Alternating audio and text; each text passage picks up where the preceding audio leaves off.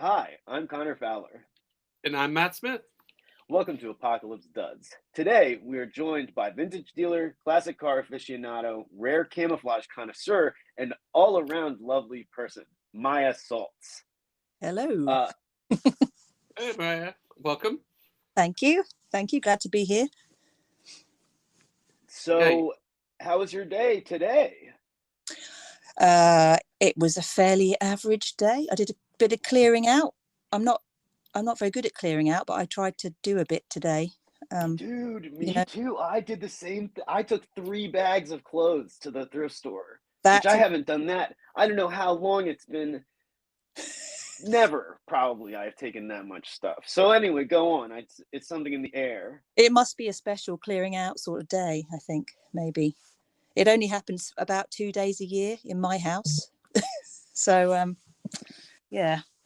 I didn't take 3 bags though. I only took 1 to the charity shop. I bet it was big. I bet it was a huge, an enormous sack. It was kind of bin liner sized, yeah. Yeah, that's pretty big. I That's just had little. These are. I'm maybe being a little bigger than I truthfully am. Like they were brown grocery bags. okay. All right. You So know, it was like an overcoat, maybe like 4 blazers, some other stuff. Anyway, so it sounds like it was equivalent. We can both pat ourselves on the back. yeah, doing that right now. Yeah. Yeah, it's always fun when you have especially as someone that sells clothing, or secondhand clothing. It's like I've been looking at this for 4 years. I don't want this in my life anymore. Yes. Yeah, It's it's good. a nice purge. Yeah. But you know what happens sometimes is you sit on something for years and years and years and you think you hate it, but then you keep it a bit longer and then you suddenly realize how fantastic it is. Right, Which is totally. why I don't get rid of very much stuff, because I know it comes back round and I start Yeah, to think I like it again. agreed. My dad is a mechanic, and I tend to give him like T-shirts that are just nothing I really care about. Mm-hmm. I tend to give him those for grease rags, Yes. and it's like okay, yeah. And then I have a bunch of other stuff that's just like out of sight, out of mind, like hats that I'll probably never sell. But it's like okay, Yeah. you can't. Sometimes you just can't stop yourself from buying certain things, and Yes. that is my problem. Yeah. Similar here. Yeah. What's the weather like where you are right now? Oh, well, I mean, I can't see it now because it's dark, but it was just one of those grey, overcast Yeah. days, the Mm. days that don't really start. Right. Just Yeah. white, grey. But my cats enjoy them because they just look out the window and sleep on the bed all day. Yeah. That's pretty much how it goes. Well, that's why I stayed home and just did some clearing, because there was no reason to go outside, particularly. Right. Stay in. If we kind of tend to ask Mm-hmm. the age old ASL question, but we don't really care about the S. So Maya, what's your age if you want to give it, and where are you located? So my age is 105. Whoa, my God! That I'm is pretty easily sprightly. the oldest guest we have ever had. Yes. I think I might be the oldest guest you've ever had. Anyway, so let's say I hit the mid-century during lockdown. Okay, gotcha. So that should give you. No way. Yes. Absolutely not. No. Because we're gonna post your picture. No way. You look great. You look terrific. We're gonna have our pictures riding a motorbike. Come on. Awesome. I'll take that. Thank you. So I mean, at the moment I'm in London. Okay. Which is where I live most of the time. But I'm also in Margate, which is where I do some selling. So I go between the two places. And I know very little about the geography of the UK, but like in relation to London, which I think everyone kind of understands where that is. Like, where is Margate? So Margate is about 70 miles to the east, the northern coast of Kent, which is the next county. Okay. London. Gotcha. Yeah. So 70 miles.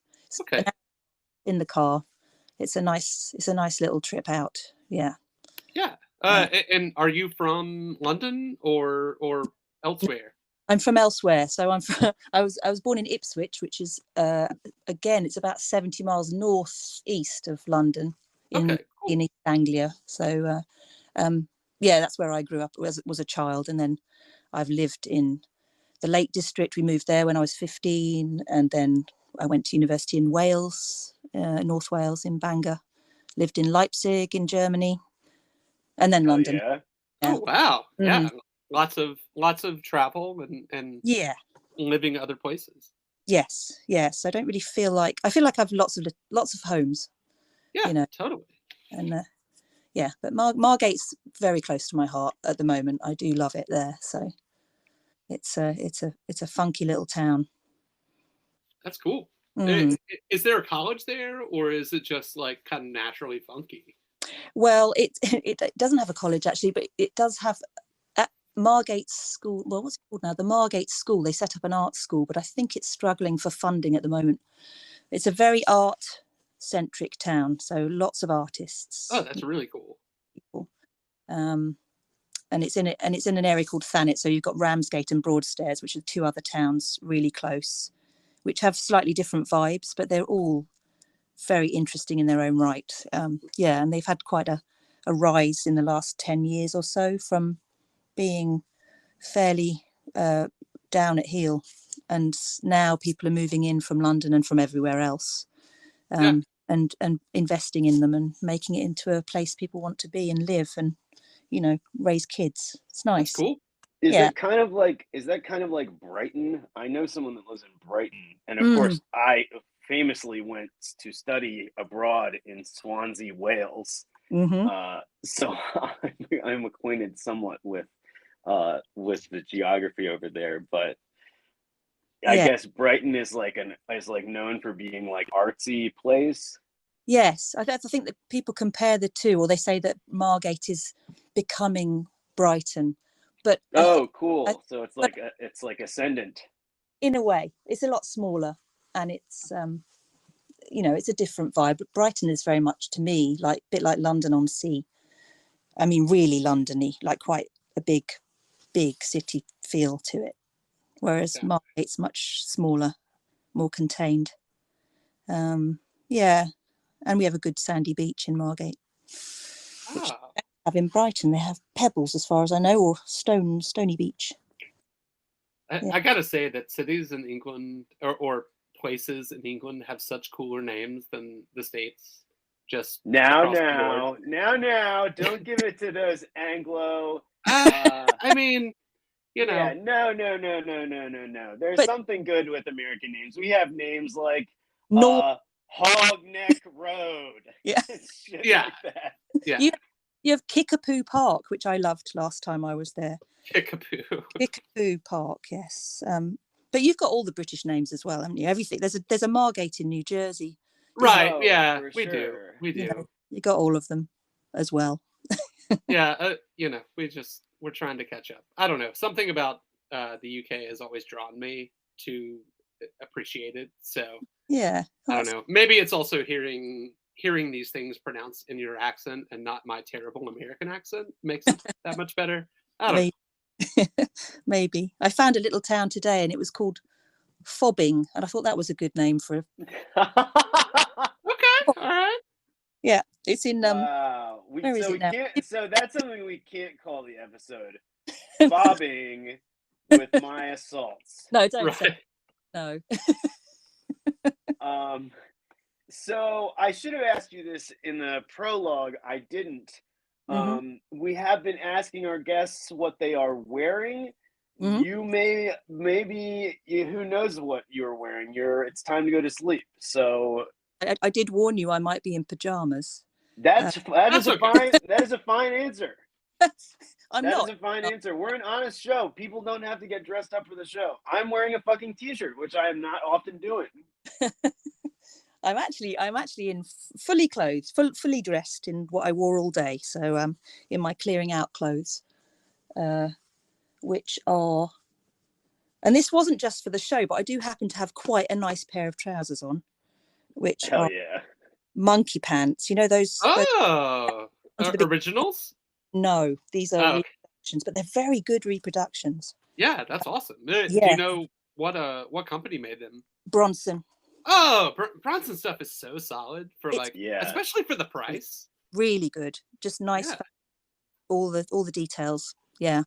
absolutely. So yeah, so I've got those on, and I've got my favourite sweatshirt on, which is it's a black. I don't know what brand it is, but it's just a really nice one. But it says "Basketball is hip hop" on the front in big silver letters. So I don't know what that. Nice. I I accept it though, right? Isn't that like hip hop definitionally is a combination of sort of art, including graffiti. So like, yeah, I would say basketball is hip hop Yeah, in a lot of ways. I'm not a follower of the sport, but I am a follower of hip hop, and so I think that that's reasonable. it's yes, I think so. I mean, I don't know. I just like the look of it, and then now I wear it, and I wonder if people think I'm a bit strange for wearing it, but Yeah, it's okay. I can wear it absolutely. now that I'm over 50. It's fine. Who cares? Hell yeah, that's the attitude. So, what do you do in your own words? I know we talked about the vintage and we talked about the selling, but what do you do? Well, see, I don't have a job except that I am a mother of 3 daughters. So that is one aspect of what I do, which is mothering. But that's like, yeah, I mean, if you wanted to call it a job, it is a job. It's work. It's Well, labor. it's quite time consuming, and Sure. running a household also quite time consuming. I mean, in a previous life, I was a translator and of German. Okay. And then I worked in the news industry for 4 years or so, and then they made me redundant. So since then, I haven't actually had what's a boss. I've not had a career since then. I've That's had the children. goal, right? Yeah. Oh, yeah. I don't think I could ever go back to having a boss. Yeah, same here. Same here. Yeah. Just make your own kind of business life, whatever. Yeah. Absolutely. And you sell vintage kind of as a source of income and also a passion that you have. It's really more that I suppose you'd call it like a little side hustle. It's not the way I I couldn't sort of fund everything through what I do, but I do love the little bit that I do. I love the interaction with people. I've met so many interesting people through just a similar interest in same types of clothes and things, and Certainly. yeah, it's just fun. It's fun, the chit chat with people down on the Harbour Arm in Margate. I love it.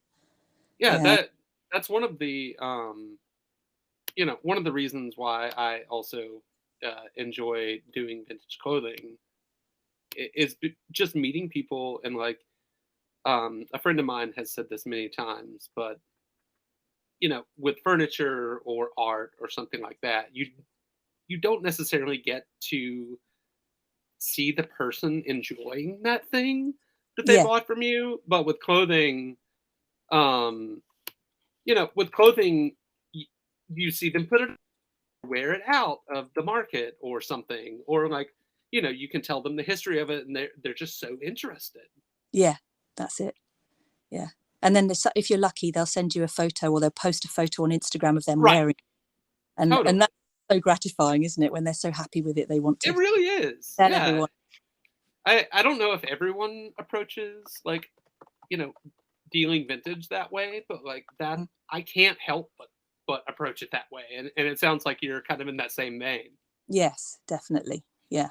And I always tell people, because like we were saying, sometimes you have items that sit there for a very long time, and you think it's a really nice thing. Why has nobody bought that? And then eventually someone comes along and they just fall in love with it instantaneously, and it fits them perfectly. And I just think things wait for the right person, and when the right person comes, and it might take a while, but clothing finds its owner sometimes, I think. Certainly. Yeah, finds the right person. Yeah, it's always really fun when you've had something for so long and you're like, you're tired of looking at it, but then a person picks it up and they're like, oh my god, this is perfect, and you're like, oh, okay, cool. Looking cool, yeah. That's another one of those things that's very validating, I think. Yeah, it really is, yeah. Because I don't know about you, but do you sometimes go through phases where you think, am I picking the right stuff, or always. Yeah. Have I gone especially like you seem to have kind of an aesthetic that you stick into, as do I, and it's mostly stuff that I enjoy, like military stuff, camo, workwear, etc. Yeah. Like, when you kind of look around and you're like, oh, the quote unquote kids these days into this, but then you end up selling some stuff to some people that are really psyched on it. It's just such a good feeling. Yeah, I agree. Yeah, I was in the thrift store yesterday with these like teens, and fire, bro. One of them's name was Ulrich, and they kept saying, Ulrich, come over here, man. Oh, these are such sick Wranglers, man. They must have been like 17. But they had like armfuls of shit, It was, I don't know. I remember being that age doing that exact thing. So it's funny. It's really, I don't know. Name that Ulrich. I've never heard anyone called Ulrich over here. Really? Not here. No. Yeah. Yeah. I guess I haven't come across any Ulrichs either. Vintage picker Ulrich. Yeah. So was that right. Shop, did you say, or was that where were you? I was in Brooklyn. See, to talk to the earlier point about the names all being the same, I was in Brooklyn, Baltimore, which is like a little, I guess it's a suburb, but it's really like connected to the city. The city of Baltimore is quite large, comparatively. Like, it's the biggest city in the state of Maryland anyway. And we were there. I found this leather jacket that I bought. That's the stores we were going to talk about thrifting. I'm curious about thrifting in the UK because when I went, the charity shops were really like looked down on. Like, I was like, where can I go to the thrift store in Swansea, Wales, And people were like, why do you want to go to the charity shop? Like, what is that?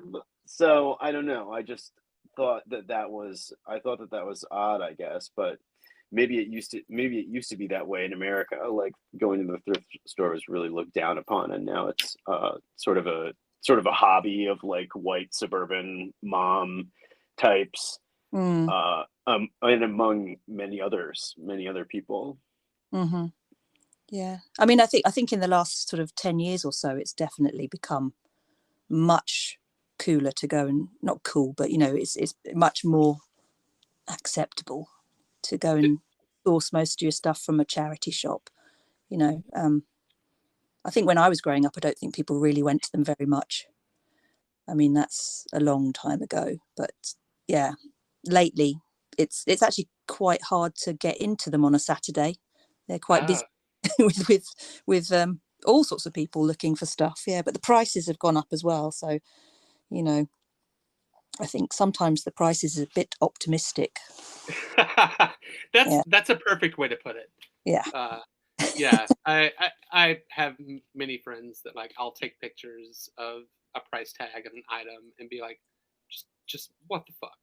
Like, how, oh, cool, this crappy 80s leather jacket is $75. Like, what are you people thinking? You get it for free and you're a thrift store. Like, no one that, outside of the people that are picking for a certain thing, like, most people are not going to pay $75 for literally anything in a thrift. No, that's excessive. Yeah, it kind of defeats the purpose, in my opinion. Yeah, because I mean, it is meant to be sort of, well, I don't know. I mean, they're trying to raise money for a charity, obviously, but also Right. it's accessible to people. So, and they should be shifting it quickly. Totally. And the only way to do that is by selling it at a reasonable price. Yeah. Now, I'm gonna say something that I don't really know anything about. So they ostensibly are charitable organizations, but Mhm. I wonder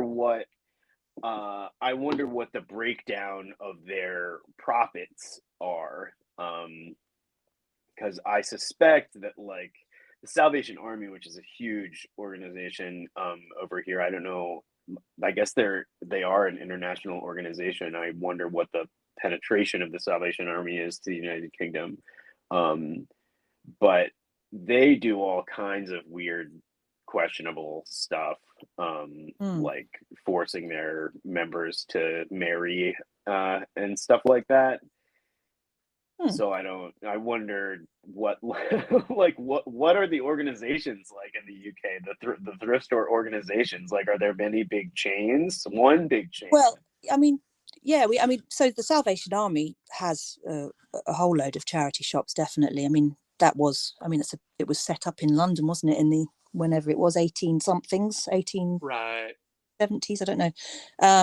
So yeah, they have charity shops. Then we have there's Cancer Research, British Heart Foundation, Scope, which is for people with disabilities. There's Mind. There's a whole load of different very well-known charities that have So charity. maybe it is real in the United Kingdom. Maybe they really are charitable organizations in the United Kingdom, and just in America they are not. Yeah, maybe. I don't know enough to answer that, but yeah, I think they're fairly legitimate over here. I mean, you do get, obviously, well, what we get here is people pushing bags through letterboxes saying we're collecting for charity and we'll be collecting on this day, say next Thursday. Please leave us, your bag outside your house. And those ones can be quite spurious. Yeah, they might not actually be a proper charity, or they'll only give, say, 2% of the profit they make to a charity. So Now that sounds like American charitable giving, 2%. yeah, suspicious of those ones. Yeah. Totally. It's kind of fun though when you like go to a for-profit thrift or something like that, and you're like, I found this thing that y'all could have gotten way more money for, and Yes. I'm gonna buy it and sell it to someone that actually appreciates it, rather than you guys putting it on your stupid, Shop Goodwill or whatever website. There's a little bit of a triumph in that, I think. Yeah, I think that, yeah, the thrill of finding something is good when you do find something. I mean, it's few and far between nowadays, but when you do find something really good in a charity shop, that's quite a thrill, isn't it? Like the treasure seek. Yeah. Yeah. I think treasure, unearthing a treasure is a great way to put it. Yeah. So what is your process for picking the things that you do sell? Do you guys have estate sales and flea markets and things like that? There's certainly flea markets. I mean, I don't.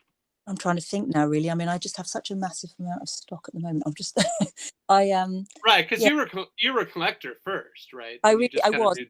Yeah, that's how it happened. Really, I just happened to. I've always bought stuff, and it just, I think, reached tipping point. And then one of my friends, who is also a very avid collector of clothes, that I wore them all. They were mine, and she had hers, and we just decided we needed to do a market stall because we had some good stuff. We should sell some of our stuff. Yeah, that's how it started. Just a one-off little market stall. Gotcha. And then but then I got the bug. Then you start to want to do it again. Yeah. Yeah. So but yeah, so now I'm not. You've got a mixture of, there's wholesale where you can hand pick as well. So I've done a bit of that. Picking out the sort of really juicy bits out of piles of not very good stuff. Right. Yeah. Yeah, or occasionally scanning a charity shop and seeing if there's anything good in there, or and also during lockdown, of course, eBay was a great occupier of time. Yeah. I feel like a lot of people started, like myself included, buying stuff more online to sell. Yeah. During that, because everything was closed, and it wasn't as accessible to go to things for 3 or 4 months here. No, that's it. You had to get your retail fix somewhere, and that was the only way to do it. Right. I mean, I've always been the type, like, when I was a kid, getting a Christmas like catalog, and going through and circling everything. So like, I feel like even just looking at eBay or another, like, other websites, like, I don't even care if I buy anything. It's just seeing what's available. Yeah. It's like, oh, this is fun. Yeah, that's true. It's good. I sometimes would put a search in, like, I just put in like orange jacket or something, just something really generic. Really, that's a fun way to find things as well. You scan through and you might come across something, a gem, in amongst orange jackets. Yeah. It's a very similar thing to going to a thrift store. It's like you're going to wade through 1,000 things that are awful, and then maybe find that one little gem. That's it. And you don't have to wear a mask and gloves, or right. Goodwill. I've seen that in America. Gives you the same serotonin boost. Yeah. In a cleaner environment. Yes. Yes, absolutely. Yeah. So in America, not to be like comparing the two, but that's a little bit the point. There's this concept of stolen valor. Are you familiar with this? I've heard people say that, or I've heard it mentioned. So do people in the UK think have weird connotations with camouflage in that way? I haven't come across that really at all. Although I did think about it a little bit today. I was thinking, I have a couple of jackets that would have been worn during the Falklands War, which was, well, I don't know if you know about that, the very little war that we had with Argentina in 1982, 81, 82. And so I have a sort of British Army parka that was worn during that era. I don't know if it was actually worn in the Falklands, but I did think, oh, that's sort of weird. I wonder if it was worn there, and it gave it a different meaning. I don't know. And I think things with badge, I think sometimes when you've got badges on, or not medals, but sort of stripes on the arm and things like that, sometimes I think that maybe don't wear those. I don't know. I just no, and I'm not asking you to make like a proclamation, no, but no. I was just wondering if that concept existed as a way. I suspected probably not as much. I don't know, the idea of impersonating a person in the military is a little bit odd. Like really doing it, saying that you have done it is something so different than having the badges, but I digress. I personally will not wear anything that is that has any insignia or anything on it. I don't fault people that do. I kind of allow the people if they want to or not. But it's just not something that I'm comfortable with. I mean, my last name is Smith, so if I have one jacket that has Smith written over the pocket, that's the only thing I can do. And if I wouldn't wear anything with someone else's last name on it. Yeah. It's just I also, along with Connor, were imagining that it probably wasn't the same kind of like thing in the UK as it is here. No, not in my experience, but I mean, I can't speak for everybody. Yeah, certainly. Yeah, there are many things that people in Europe are way different on than the States too. Mm. So I'm not shocked that you have not experienced that at all. Mm-hmm. So we saw that the incredible VW van that you're selling. Yeah. Yes. What year?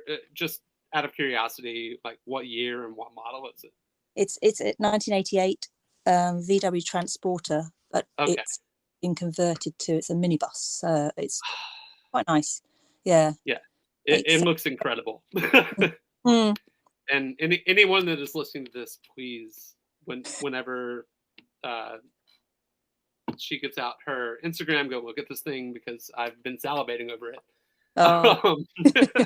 But have classic cars been a thing that you were into for a long time? And I actually, for as long as I can remember, I've really liked old cars, and I remember just always wanting to have a car from a really young age as well.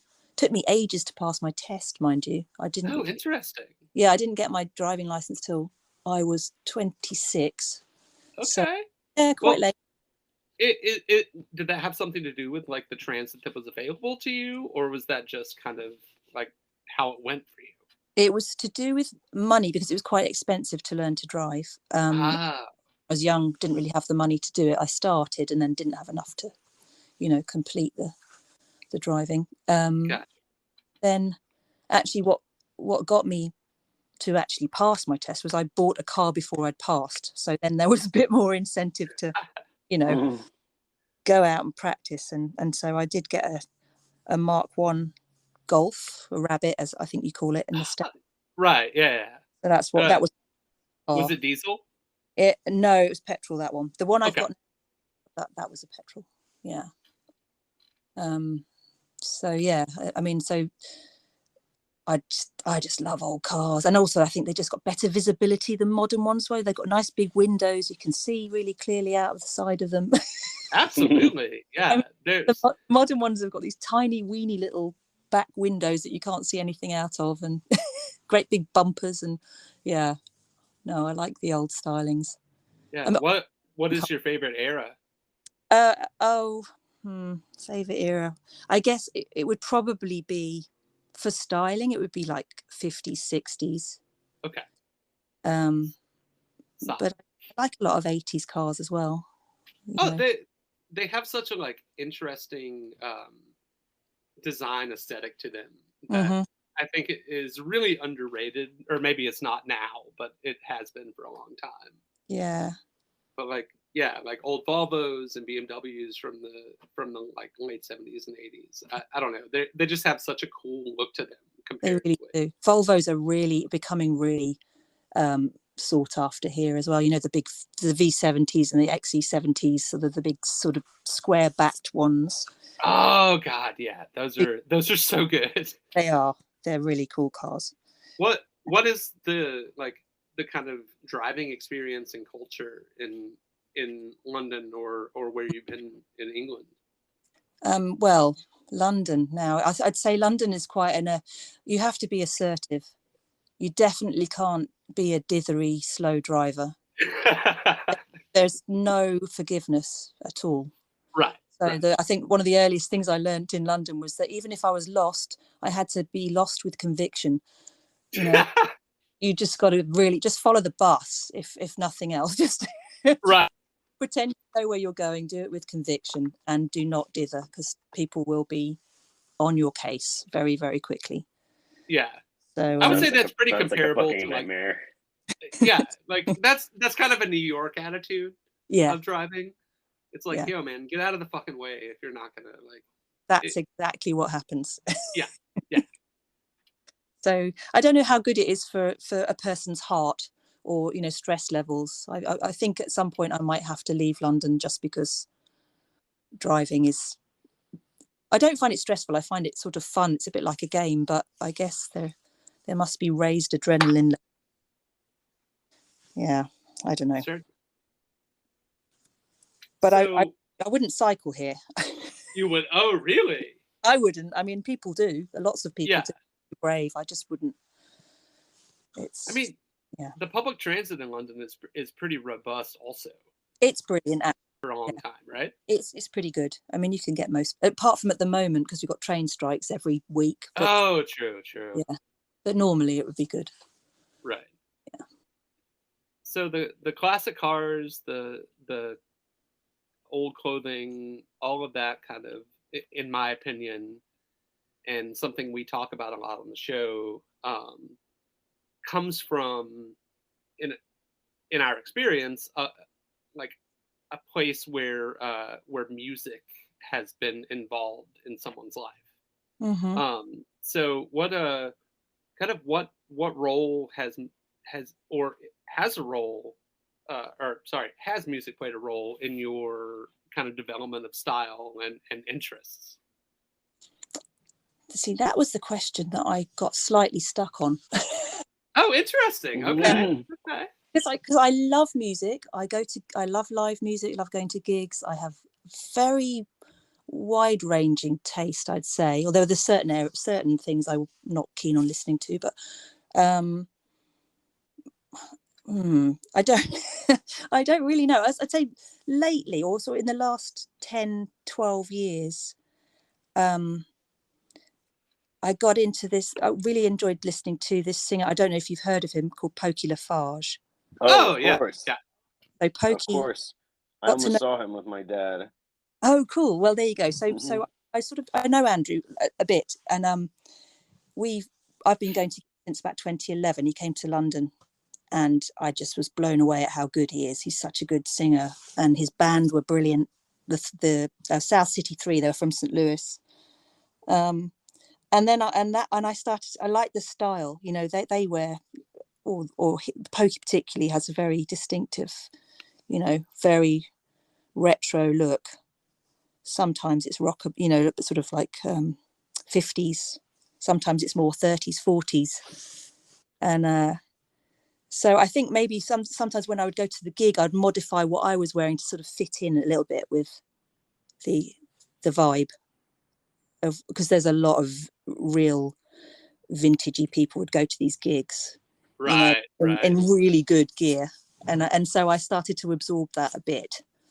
The sort of the great looking jeans, wide leg jeans with the turn up and things like that, and so that's had a little influence. But I couldn't really say. I suppose when I was younger, it would have been gothic. I would have been much more into kind of the Cure and things like that, and the dance and the Cult, and so I was a bit more into the goth type stuff. Solid. But I never really, I didn't have the money to spend on clothes particularly, so I probably, I tried to put lots of eyeliner on and find a black jumper, but that was about it. Didn't go much. Go to a night where they're playing Bauhaus and Sisters of Mercy and stuff like that too. Yeah. That's awesome. Yeah. And I don't know, it's been one of those things since I've been working with clothing that has always just very much interested me, because I feel like everyone I meet that is really cool and is really into cool stuff all kind of comes from this same like weirdo place of non-mainstream music. So like I don't know, it's just something we enjoy exploring and seems to kind of fit. Yeah I get that. I understand it's a little hard to answer because like I'm not always dressing like the musicians I listen to anymore, right? But there really was a time where I did, like Kurt Cobain, hugely influential, grunge generally, hugely influential, that kind of like weird, I don't know, weird mixing of stuff that is reflected also in the music. But does that apply to my dressing today? I don't know. I think I think it was a good answer. When you're a teenager, you're much more influenced, aren't you, by what other people are wearing? Yeah, you want to wear the exact same shit. You want to be like exact copy of this person you idolize. Yeah, that's it. So I guess it is growing up. I mean, I really liked Freddie Mercury when I was 14, 15, but I wasn't going to wear the vest braces and skin tight jeans and Right, big yeah. scarf that he wore. Yeah. You kind of find your element within these different things that influence you, I think. Yeah, that's it. And it's combining them, like the rockabilly country angle of things, like that definitely has, especially if you're into Americana clothing and things like that, like it's got its particular vibe. Yeah, it can look very costumey on certain people, but you incorporate elements of that into what you like to dress like, and when you look in the mirror, you're stoked about it. Yeah, you definitely don't want to try too hard, do you? And it's if people are trying too hard, it's usually evident. Oh, absolutely. Absolutely. If you're not 18 years old, you're going to pick up on someone trying too hard. If you're 18, you're probably that person trying too hard. But, we all went through that. We did. Yes, we did. So I guess as we wrap up, we have some questions which are less expansive. So I was going to ask what your best or your favorite find was. Yes. Or recently, it doesn't have to be all time. Yeah, so relatively recently, I did. I and this goes back to the whole charity shop thing as well. The last piece of treasure you uncovered. But I found a piece of treasure, and it was I didn't know. I just, when you sense something is really good, and you just, you pull it off the rail and go, this is good. It was £3, and I thought, and it's actually a Royal Canadian Air Force jacket from the 70s with a big black fur collar. Yeah, I'm wearing it on that motorbike picture, actually. Damn, that was a good find. I was really happy with that one. So I've never sold it. I kept it. Yeah, too good not to keep. What else have I? Yes, do you know? Have you heard of clown camo or salamander camouflage? Yeah. I actually have an eBay search for it because you introduced me to it. So I'm still looking for it. Yeah. I still have that coat, jacket, parka thing because I just can't. You still have it? I can't bear to sell it. Fuck. That thing is so good. It is good, isn't it? Yeah. So, but I'm not bold enough to wear it. That's the funny thing. I've put it on. Hey, guess you know who is? I know. You know who is bold enough to wear it? You know what? Connor is saying when and if you ever want to get rid of it, he gets first turn. First yes. My arms are open. Okay. Maybe I'll bring it with me when I visit Baltimore. Hell yeah! Absolutely. Hell yeah! Yeah, man, I'm so jealous of people that I know in various places of Europe because you guys find so much cool non-American camo and clothing. That's like when I was a kid growing up in the 90s, I went to surplus stores and like Czech or Swiss or whatever stuff was like a dime a dozen. It was everywhere. And now like I so rarely see cool like European camouflage or European military stuff. I don't remember came across anything. Really? And yeah, it's it's kind of a bummer, but I don't know. I'll scroll through like Instagram stories of my friends in Europe and just get very envious. But equally, we're always searching for those fantastic bits of Americana that you get. Right. It's a blessing and a curse, no matter where you live. I think. Yeah. There's. I'm still finding World War II stuff pretty regularly that was American, and you guys are finding like crazy camouflage from the 60s and 70s, or a Royal Canadian parka. Yeah. So, do you have a favorite item in your collection? that again. I found that really difficult as well. I don't have I have a couple of like that jacket I just mentioned. Right. Right. You know, I certainly have things that I just seem to always wear. So right. I suppose them a favourite. Oh yeah.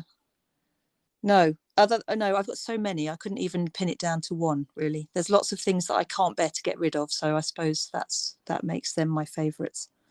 I've got a kind of a mini archive of things that I don't want to sell yet. That sounds interesting. Yeah, and actually some of those are World War II things. Like American. RAF stuff or American? No, American. Okay.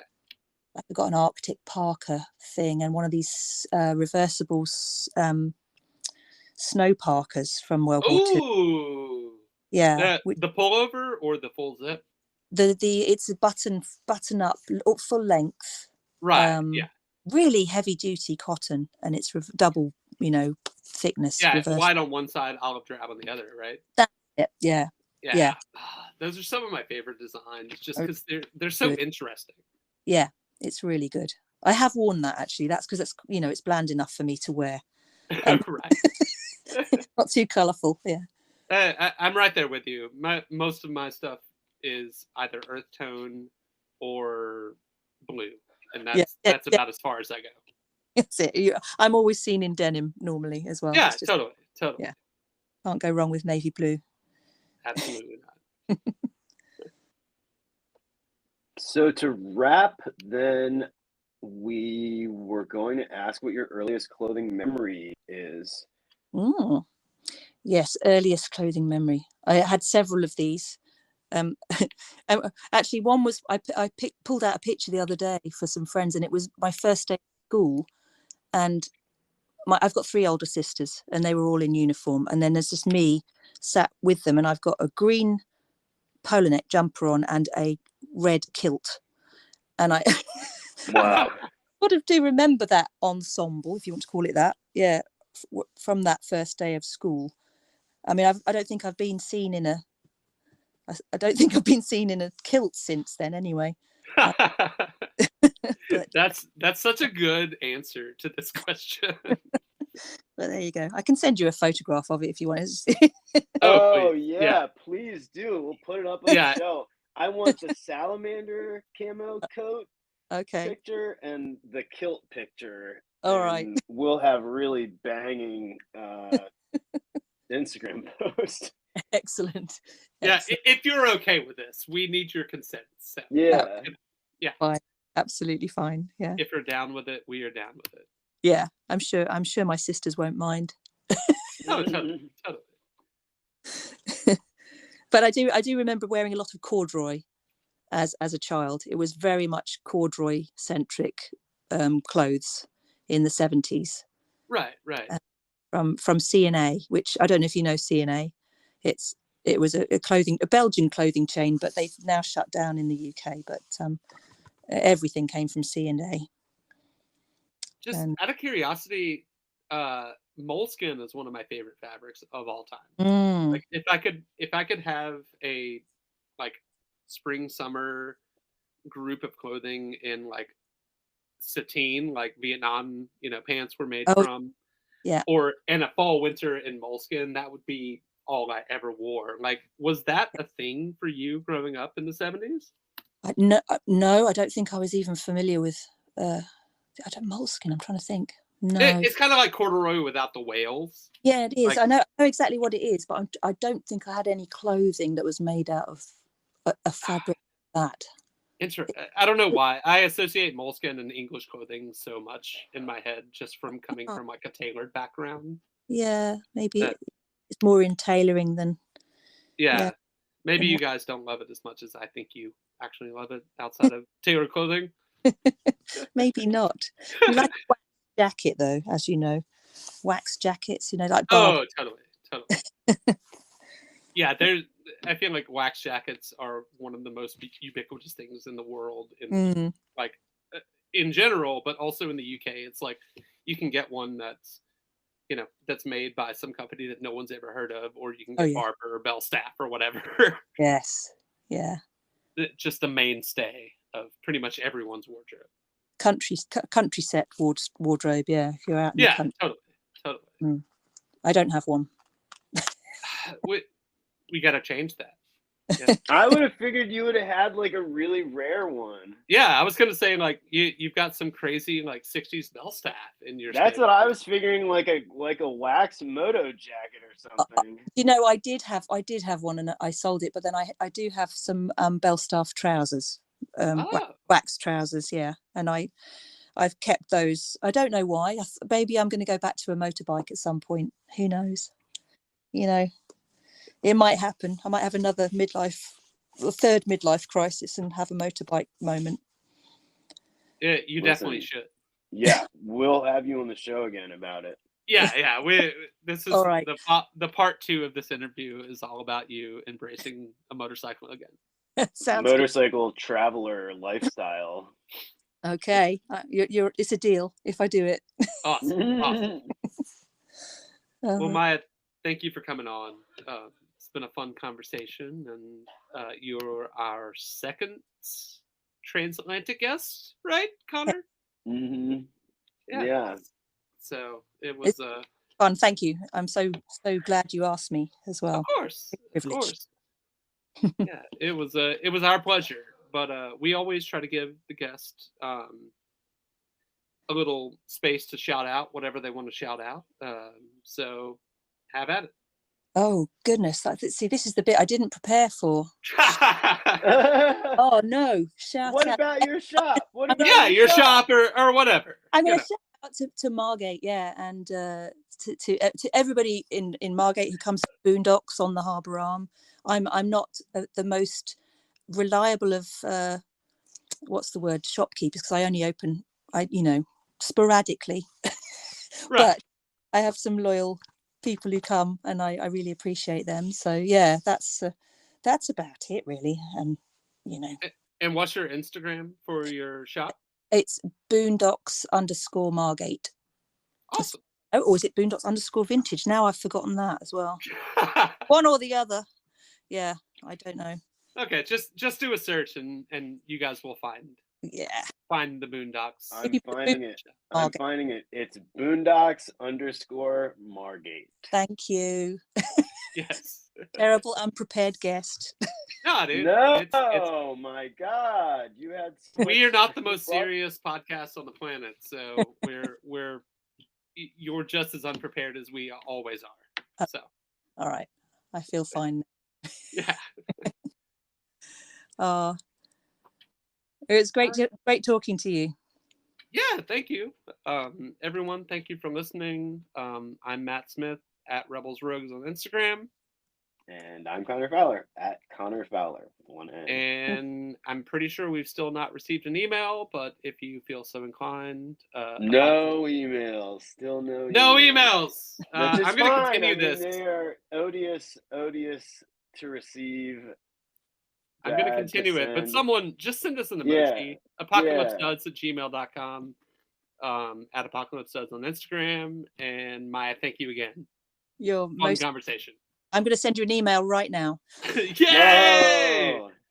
Then I can stop making this stupid fucking joke. Email us the pictures. I will. Yeah, there you go. And next episode, I'm going to shout you out and be like, we finally got an email from our last guest. Excellent. Right. Yes. All right. Take care. Take care.